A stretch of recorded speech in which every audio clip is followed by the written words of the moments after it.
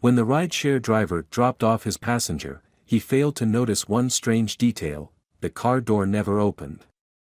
The notification lit up Jacob Holt's phone screen at exactly 3:07 a.m. Another ride request.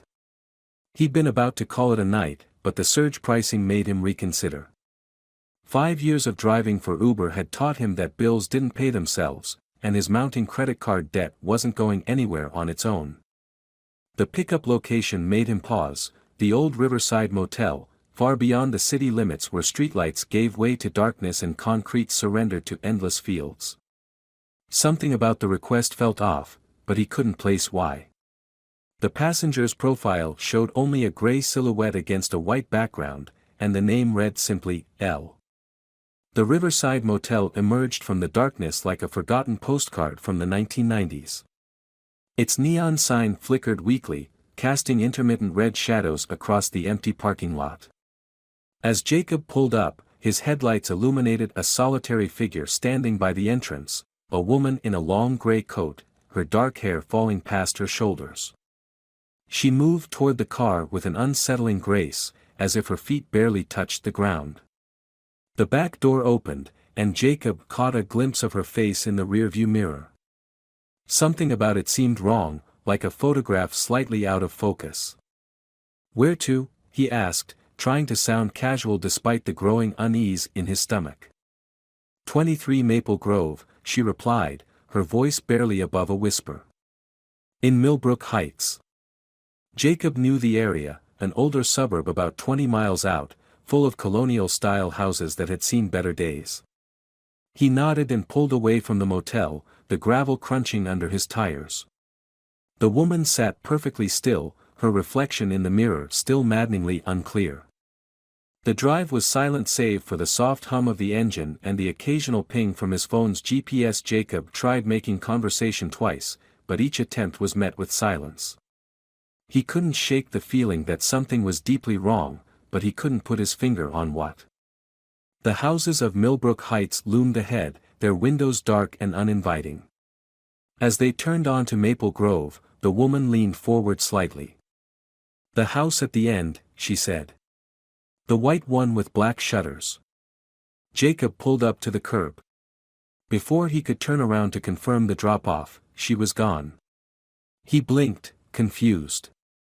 He hadn't heard the door open or close, hadn't felt the slight shake of the car that always came with a passenger's exit.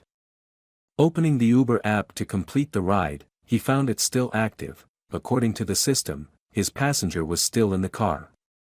A chill ran down his spine as he turned to look at the back seat. It was empty, save for something that caught his eye on the leather upholstery, a photograph. He reached back and picked it up. The image showed the same woman he'd just driven, standing in front of what looked like the very house he was parked in front of. She wore the same gray coat, but the photo had the slightly faded quality of something taken decades ago. Next to her stood a man with kind eyes and a nervous smile, his arm around her waist. They looked happy, caught in a moment of perfect contentment. Jacob turned the photograph over.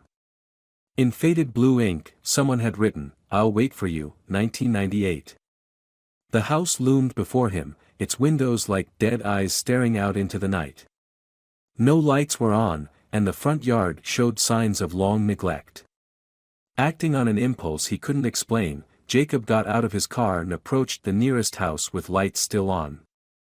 After a few knocks, an elderly woman appeared, wrapped in a bathrobe and eyeing him suspiciously through the crack in her door. "I'm sorry to bother you so late," Jacob said, "but I just dropped someone off at that house." He pointed to the dark building at the end of the street. The woman's expression shifted from suspicion to something else, pity, perhaps, or fear. "Nobody lives there," she said. "Nobody has for 20 years, not since the tragedy." "Tragedy?" The woman sighed, opening her door a bit wider. "Young man, that house has been empty since 1998.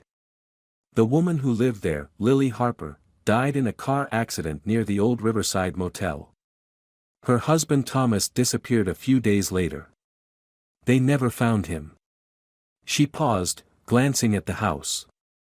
Sometimes, late at night, people say they see lights moving inside, hear a woman's voice. But it's just stories, you understand.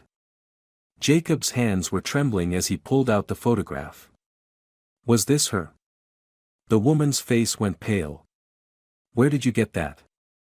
She was just in my car. I picked her up at the Riverside Motel N. The Riverside burned down in '99, the woman interrupted. There's nothing there now but an empty lot. Jacob's phone vibrated in his pocket. He pulled it out to find a new notification from the Uber app, ride completed. Thank you for driving with Uber. A soft sigh echoed through his car, carried on the night breeze. Driven by a compulsion he couldn't explain, Jacob spent the next 3 days diving deep into the mystery of Lily and Thomas Harper. The local library's archives revealed a pattern he couldn't ignore. Every few years since 1998, someone would report picking up a woman in a gray coat late at night, always from the site of the old Riverside Motel, always dropping her at 23, Maple Grove. Some reported finding old photographs, others mentioned strange reflections in their rearview mirrors. And in each case, within days of these encounters, someone would go missing. The police reports painted a darker picture. Thomas Harper hadn't just disappeared, his car had been found abandoned on the road near the motel, the same stretch where Lily had died. Inside, they'd found signs of a struggle, but no blood, no body. Just a single photograph of Lily, with the words, "I'll wait for you," written on the back. Jacob couldn't sleep. Every time he closed his eyes, he saw that blurred face in his rearview mirror. He began noticing strange things, cold spots in his car, the radio switching stations on its own, playing songs from the late 1990s. Once, he could have sworn he saw a woman in a gray coat standing in his driveway, but when he blinked, she was gone. On the 4th night, he decided to drive to the old motel site. The empty lot was exactly as the elderly woman had described, overgrown with weeds, with only a crumbling foundation to suggest anything had ever stood there. But as he sat in his car, staring at the vacant space where he'd picked up his impossible passenger, his phone lit up with a new ride request. The passenger's name was T. The pickup location, 23, Maple Grove. Jacob's hands shook as he reached for his keys. The photograph he'd found was sitting on his passenger seat now, though he distinctly remembered leaving it at home.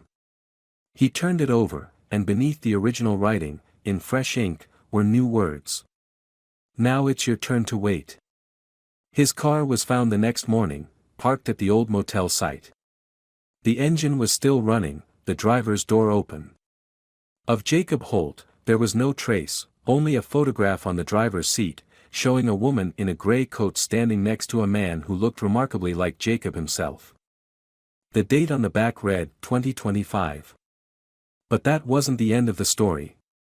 Detective Sarah Chen had seen her share of strange cases in 15 years with the Millbrook Heights Police Department, but something about Jacob Holt's disappearance nagged at her. Maybe it was the way his credit card records showed he'd been researching the Harper case obsessively in the days before he vanished, spending hours at the local library and making multiple trips to the county records office. Or perhaps it was the security footage from the gas station near the old motel site. The timestamp showed 3:47 a.m. on the night Jacob disappeared. His car pulled in, but the camera showed no one in the driver's seat. The car idled for exactly 7 minutes before driving away on its own. "You're wasting your time," her partner, Mike Dawson, told her. "It's just another missing persons case. Guy probably had debts, decided to start fresh somewhere else." But Sarah couldn't shake the connection to the Harper case. She'd been a rookie when Thomas Harper vanished, one of the first officers on scene. She remembered details that hadn't made it into the official reports, like the fact that Thomas's car radio had been tuned to a frequency that didn't exist, or how his phone had shown dozens of calls to his dead wife's number in the days before he disappeared. The more Sarah dug, the more patterns emerged. Every disappearance connected to 23, Maple Grove had occurred during a lunar eclipse. Jacob had vanished during one, and so had Thomas Harper. The next eclipse was just 3 weeks away. Sarah's investigation led her to Rita Martinez, a former housekeeper at the Riverside Motel. The elderly woman's hands shook as she recounted her last night at work there in 1999. Lily Harper was a regular, Rita explained. She and Thomas would meet there every Friday night, even though they were married. It was their ritual, they said, keeping the romance alive. The night she died, she'd been waiting for him, but he never showed. She left angry, in that gray coat she always wore. An hour later, her car went off the road. But that's not what bothers you, is it? Sarah pressed, noting the woman's unease. Rita shook her head. The night the motel burned down, I saw her. Lily. She was standing in room 113, her usual room, but she wasn't, right. Her face kept changing, like TV static. She pointed at the wall, and when I looked, I saw hundreds of photographs. All the same picture, her and Thomas, but in different times, different clothes. And then the fire started. The investigation file contained another detail that caught Sarah's attention. The night Thomas disappeared, his car's GPS had recorded an impossible route. It showed him driving through the exact spot where Lily had died, but 30 feet above the ground. Sarah spent hours interviewing other rideshare drivers who'd reported strange experiences around Maple Grove. One described picking up a man matching Thomas Harper's description, only to have him vanish halfway through the ride, leaving behind a business card for the Riverside Motel, which had burned down years before. Another showed her dashcam footage of a woman in a gray coat whose image seemed to glitch and distort every few frames. But it was Jacob's own research that provided the most disturbing clue. His browser history revealed dozens of searches about local legends, focusing on something called the waiting game. According to obscure forum posts, it was an urban legend about a ritual that could reunite lost lovers, but only if one was willing to step outside of time itself. The night before he disappeared, Jacob had printed out an article about quantum immortality and the many worlds interpretation. In the margins, he'd scribbled equations and what looked like coordinates. The final page bore a single sentence in handwriting that didn't match Jacob's: "Time isn't a line, it's a circle drawn in the dark." Sarah's investigation took an unexpected turn when she discovered a connection between Jacob Holt and Thomas Harper that nobody had noticed before. Jacob's mother had worked as a nurse at Millbrook General Hospital, the same hospital where Lily Harper had been pronounced dead. According to the records, she'd been the one to handle Lily's personal effects, including a silver locket that was never logged into evidence. The locket had reappeared 20 years later, in a photo on Jacob's phone taken the day before he vanished. He was wearing it in the selfie, though his sister swore he'd never owned such a thing. When Sarah zoomed in on the image, she noticed something else, a reflection in Jacob's car window. A woman in a gray coat, her face a blur of static. The lunar eclipse was approaching, and Sarah began experiencing strange things herself.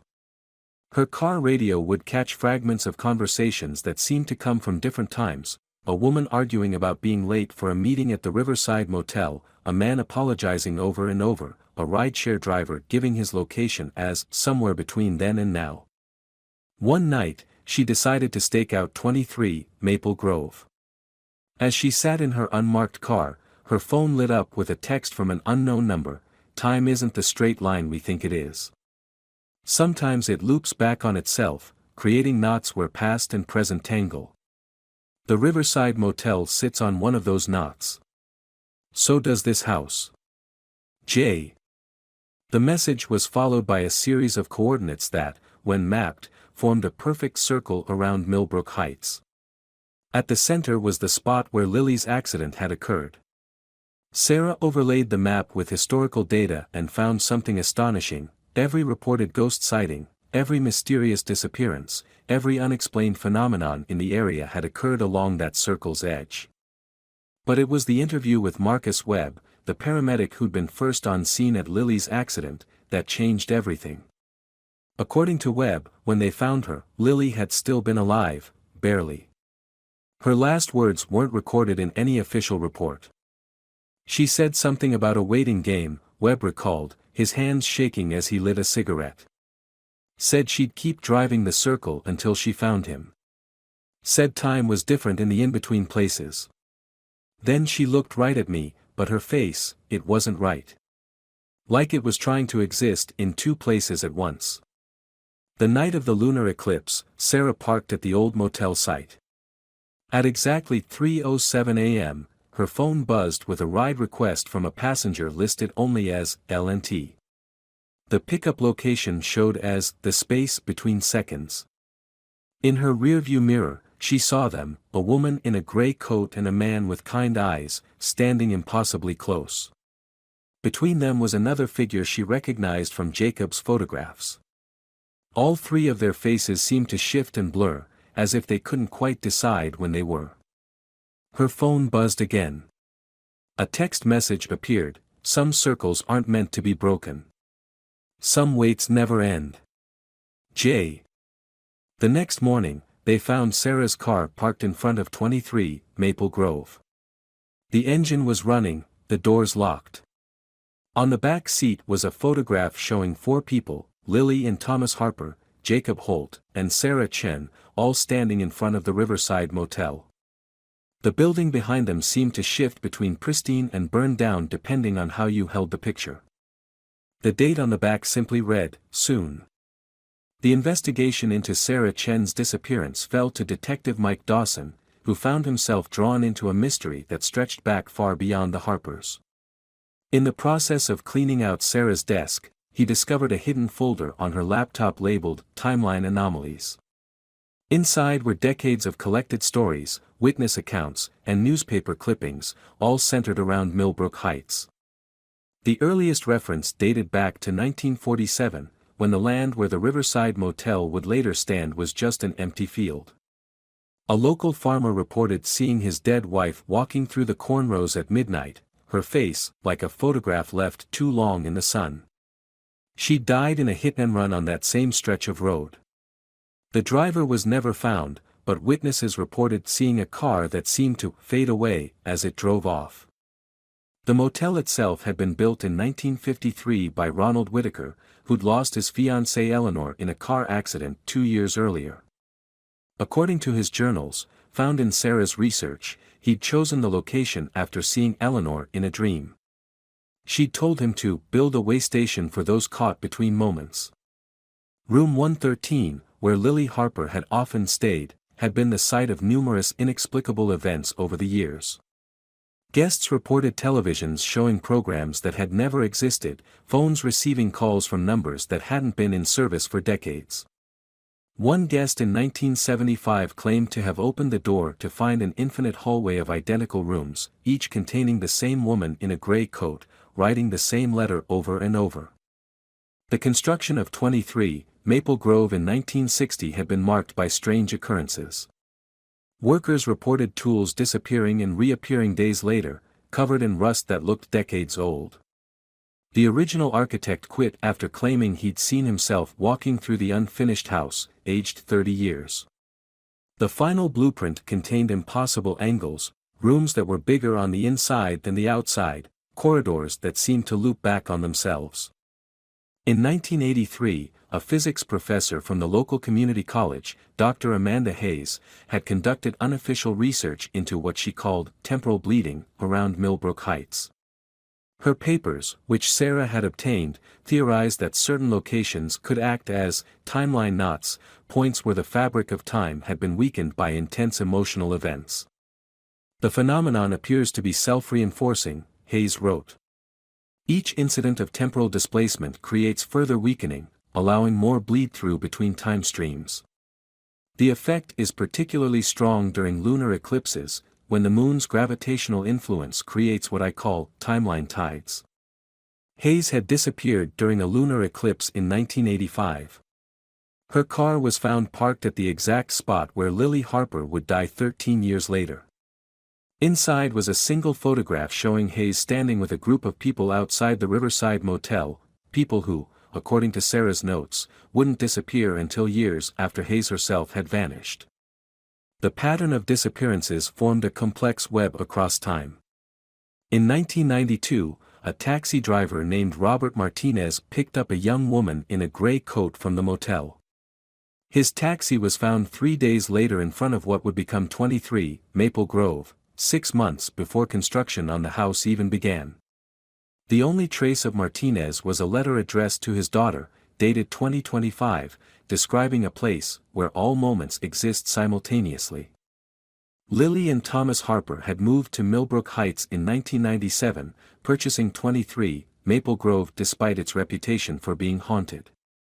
According to their real estate agent, Lily had been drawn to the house immediately, claiming it felt like somewhere she'd been waiting to return to.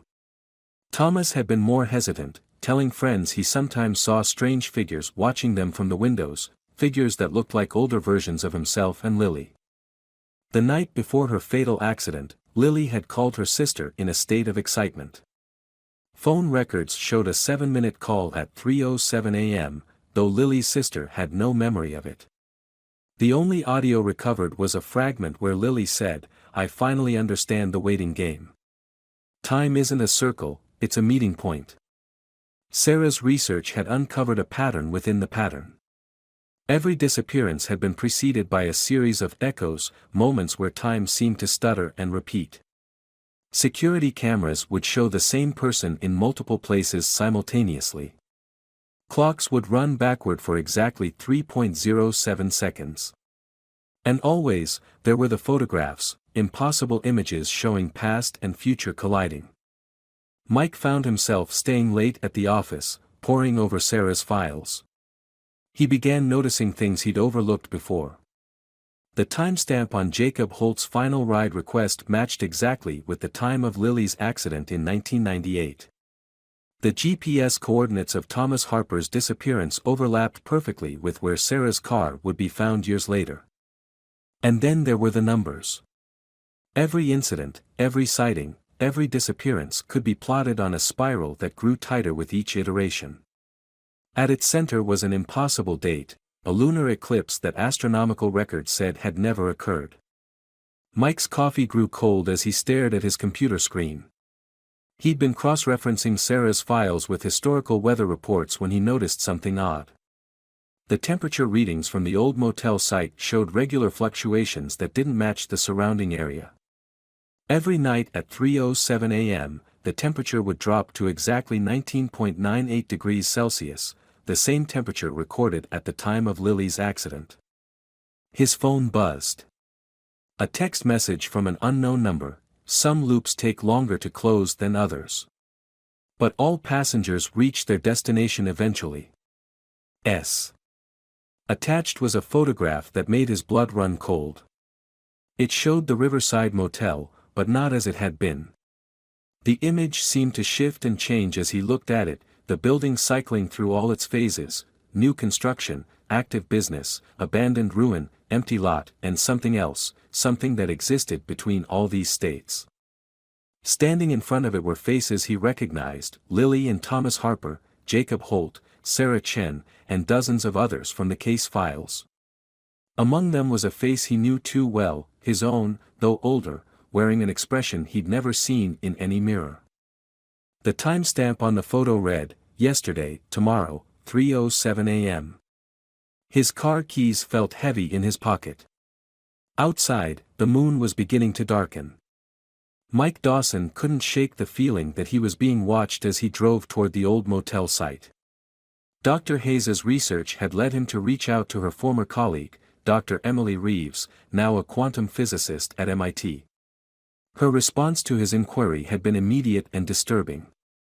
Amanda's theories weren't as crazy as everyone thought, Dr. Reeves explained via video call. We've been detecting quantum anomalies in that area for decades. The geographical coordinates form what we call a Klein bottle in spacetime, a four-dimensional structure that folds back on itself. Think of it like a Mobius strip, but with time instead of space. She shared data from a classified study conducted in 1973.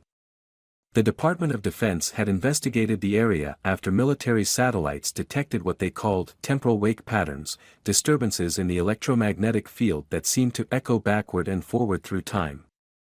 The Riverside Motel was built on what we call a terminus point, Dr. Reeves continued. Think of it as a temporal roundabout where different time streams converge. The lunar eclipses act as catalysts, temporarily weakening the barriers between these streams. But here's the thing, we've discovered that human consciousness can interact with these weak points. Strong emotional connections, especially those involving loss or waiting, can create what we call temporal tethers. The theory explained why not everyone who passed through the area experienced strange phenomena. It took a specific kind of emotional resonance to activate the terminus points. Lily Harper's death had created one such resonance, amplified by Thomas's subsequent disappearance. Each new disappearance added another layer, another tether, making the temporal distortion stronger. Mike's investigation led him to Eleanor Whitaker's great-niece, who possessed a collection of her aunt's letters to Ronald Whitaker before her death. The final letter contained a chilling prediction: the place you'll build will become a gathering point for those caught between moments. Some will find their way back. Others will keep driving the circle until all times become one. Cross-referencing Eleanor's letters with Dr. Hayes's research, Mike discovered something extraordinary. The timeline tides weren't random, they followed a mathematical progression. Each lunar eclipse since 1947 had increased the strength of the distortions exponentially. According to Dr. Reeves's calculations, the next eclipse would create a temporal cascade effect, potentially collapsing all the time streams into a single point. The implications were staggering. If the theory was correct, everyone who had disappeared might be existing simultaneously in a kind of temporal limbo, waiting for the moment when all times converged. The photographs, the strange sightings, the impossible connections, they were glimpses of this convergence point bleeding backward through time. Mike's research was interrupted by a series of increasingly strange events. His computer would boot up to show search results from queries he hadn't yet made. His phone received voicemails time-stamped days in the future. One morning, he found case notes on his desk written in his own handwriting, describing events that hadn't happened yet. The final piece clicked into place when he discovered Sarah's last Google search before her disappearance. She'd been researching a phenomenon called quantum immortality, the theory that consciousness always follows the path where it survives. In the margins of her notes, she'd written, "The waiting game isn't about finding the right time. It's about finding the right version." 3 days before the next lunar eclipse, Mike received a package with no return address. Inside was a stack of photographs, each showing the same scene from slightly different angles, the Riverside Motel at the moment of its destruction. In each image, the flames seemed to burn in reverse, rebuilding the motel from its ashes. The final photo showed the building as it had never been, a massive structure that somehow occupied all its possible states simultaneously. Standing in front of it was a group of people, their faces clear for the first time. Lily and Thomas Harper, young and smiling. Jacob Holt, looking both older and younger than his driver's license photo. Sarah Chen, holding what looked like a case file. Dr. Hayes, clutching a notebook full of equations. And dozens of others, every missing person connected to the case, all existing in the same impossible moment. At the edge of the photo, barely visible, was a figure Mike recognized as himself, turning away from the camera, car keys in hand. The next morning, his coffee cup was still warm on his desk, but Mike Dawson was gone. His car was found idling in front of 23 Maple Grove, the engine running, the doors locked. On the passenger seat was a single photograph and a handwritten note. "Time isn't a circle or a line. It's a waiting room where every moment happens at once. Some of us just take longer to find our seats. Come find us when you're ready. M." The photograph showed the Riverside Motel as it had never been and always was, its windows glowing with impossible light. And in every window, a face, each one caught between moments, waiting for the next passenger to join their endless ride. They say if you drive through Millbrook Heights during a lunar eclipse, you might notice strange things. Your GPS might show you driving roads that don't exist yet, or haven't existed for years. Your rearview mirror might reflect faces from different times, all wearing the same patient expression. Your rideshare app might light up with requests from passengers whose names are lost to time. But here's the real question: if you saw your own face in that rearview mirror, caught between moments, waiting to complete the circle, would you keep driving, or would you finally stop to ask for directions? After all, some passengers never really leave your car. Some rides never truly end. And in the end, everyone finds their way to the waiting room between seconds, where all journeys converge and every passenger reaches their destination. Just remember, at 3:07 a.m., when your phone lights up with a request, check the passenger's rating carefully. If it shows infinity, you might want to ask yourself one question. Are you ready to join the waiting game? The disappearance of Detective Mike Dawson marked the beginning of what locals now call the convergence. In the weeks following the lunar eclipse, reality in Millbrook Heights began to fray at the edges. Time moved differently within the town limits. Clocks would run backward for minutes at a time, then suddenly jump forward. Security cameras captured impossible sequences: people walking backwards through empty streets, cars driving through buildings that hadn't been built yet, shadows moving against the flow of light. Dr. Emily Reeves's team recorded unprecedented levels of temporal distortion around both 23, Maple Grove and the old motel site.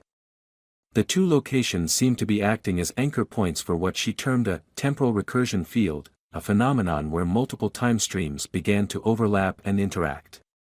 The final piece of the puzzle came from an unexpected source. A graduate student analyzing Dr. Hayes's original data discovered a pattern hidden in the electromagnetic readings.